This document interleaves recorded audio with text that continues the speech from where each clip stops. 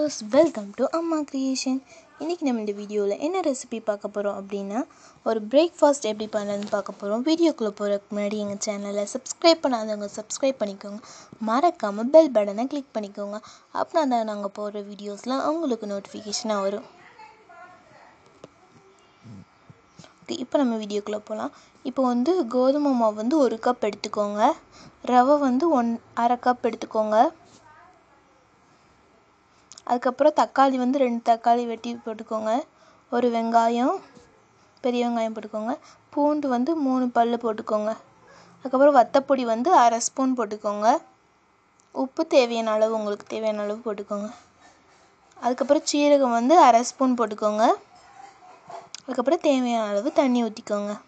ஊற்றிட்டு இதை அரைச்சி வச்சுக்கோங்க. அரைச்சி ஒரு பாத்திரத்தில் ஊற்றி வச்சுக்கலாம்.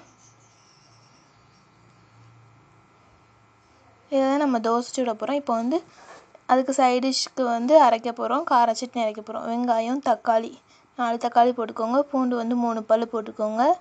வத்தப்பொடி 1/2 ஸ்பூன் போட்டுக்கோங்க. கருவேப்பிலை போட்டுக்கோங்க, கொஞ்சம் கருவேப்பிலை போட்டுக்கோங்க. அதுக்கப்புறம் உப்பு தேவையான அளவு போட்டுக்கோங்க. போட்டு இதை அரைச்சி எடுத்துக்கலாம். அரைச்சாச்சு. இப்போ தாளிச்சிக்கலாம். அதை ஒரு கடாயில் எண்ணெய் ஊற்றிக்கோங்க. 2 ஸ்பூன் அளவுக்கு எண்ணெய் ஊற்றிக்கோங்க. எண்ணெய் ஊற்றி கடுகு 1/4 டீஸ்பூன். அதுக்கப்புறம் கருவேப்பிலை,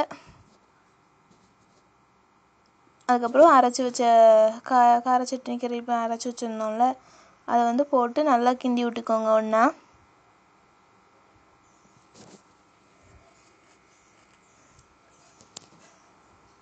இது மூடி வச்சுக்கலாம். இப்போ ரெடி ஆகிடுச்சு பாருங்கள். இப்போ தேங்காய் எண்ணெய் 1 ஸ்பூன் போட்டு இறக்கிற வேண்டிதான். ஓகே, தோசைக்கு சைட் டிஷ் ரெடி ஆகிடுச்சு. இப்போ நம்ம தோசை சுடலாம்.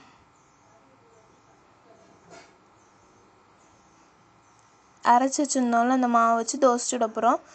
பேன் நல்லா சூடான பிறகு தோசை ஊற்றிக்கலாம். நாங்கள் ஊற்றுற மணி ஊற்றிக்கோங்க.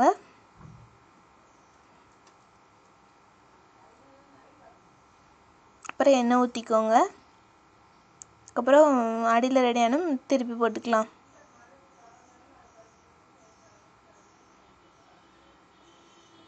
இந்த மணி ஒரு தோசையும் சுட்டு எடுத்துக்கோங்க. எண்ணெய் ஊற்றி சுட்டு எடுத்துக்கலாம். பாருங்கள், சூப்பராக ரெடியாக இருக்குது பாருங்கள். தோசை ஒரு பிரேக்ஃபாஸ்ட் ரெடி ஆகிட்டு, அதுக்கு ஒரு கார சட்னியும் ரெடி ஆகிடுச்சு. உங்கள் வீட்டில் ட்ரை பண்ணி பாருங்கள். எல்லாருக்குமே ரொம்ப பிடிக்கும். இந்த வீடியோ பிடிச்சிருந்துச்சுன்னா லைக் பண்ணுங்கள், ஷேர் பண்ணுங்கள், கமெண்ட் பண்ணுங்கள். மறக்காமல் எங்கள் சேனலுக்கு சப்ஸ்கிரைப் பண்ணுங்கள். தேங்க்யூ.